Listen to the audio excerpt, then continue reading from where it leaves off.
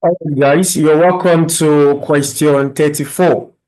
And we are still on differentiation and we are still solving problems on the JAMB challenge.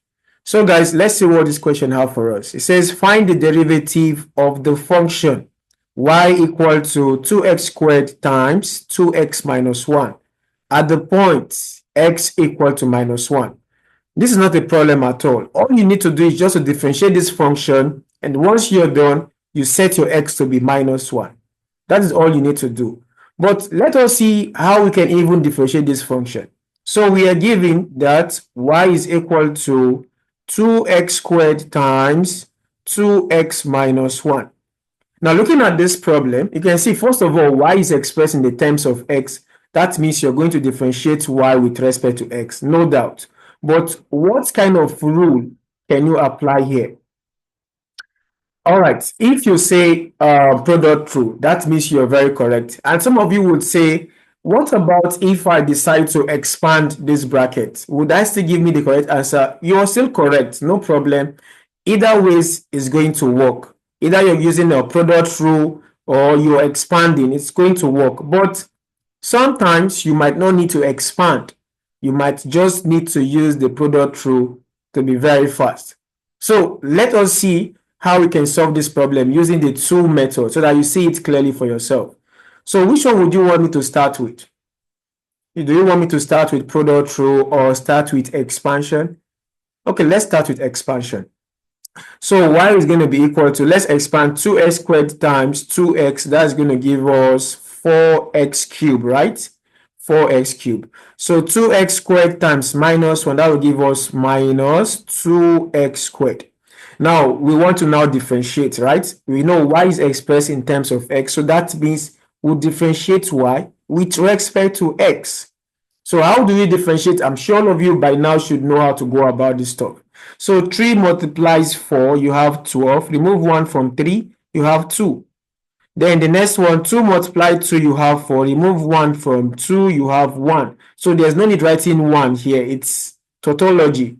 It's not ideal, okay, guys? That is so childish mathematically. So we've actually differentiated the function, and this is what we have. But that is not all. They said find the derivative of the function when x is minus 1. So at this very point in time, we are going to replace x to become minus 1. So the y, the x, when x is equal to minus 1 is going to be 12 into minus 1 squared. No, here is minus 1. So we put, here is x. So we replace that with minus 1. And this is 4 into minus 1. So minus 1 squared is 1, right? So 12 times 1 is going to be 12. Then minus 4 times minus 1 is positive 4. 12 plus 4 is 16. So our answer is just option C. Straightforward. Now, let us see if we can apply the product rule. Now, you're going to tell me in the comment section which of the method is fastest. So let us apply the product rule here. Well, I'm thinking the expansion is going to be the fastest. But let's see what the product rule has for us. So we have y equal to 2x squared times 2x minus 1, right? So in this case, this stuff here, let me see if I can change this marker color. Yeah, let me put in the red marker. Now, this stuff you see right here is going to be my u, and this whole stuff in the bracket is going to be my v.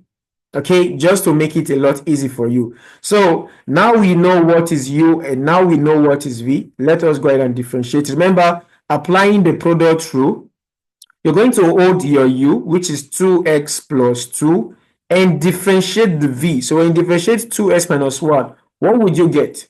You get 2.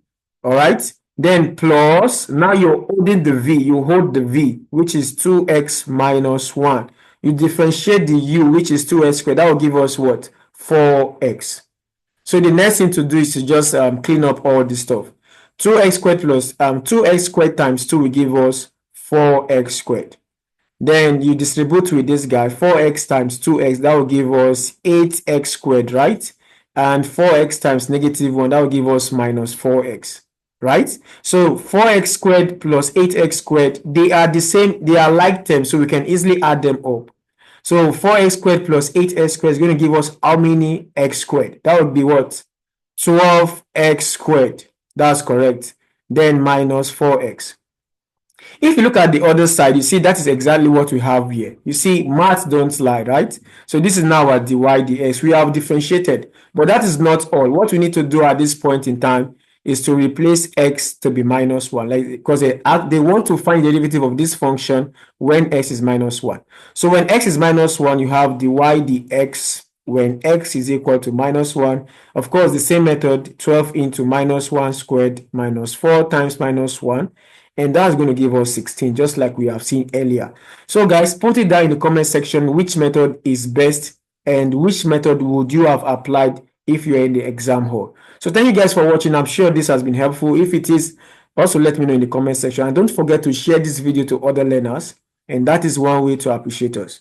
So until the next video, bye for now and God bless.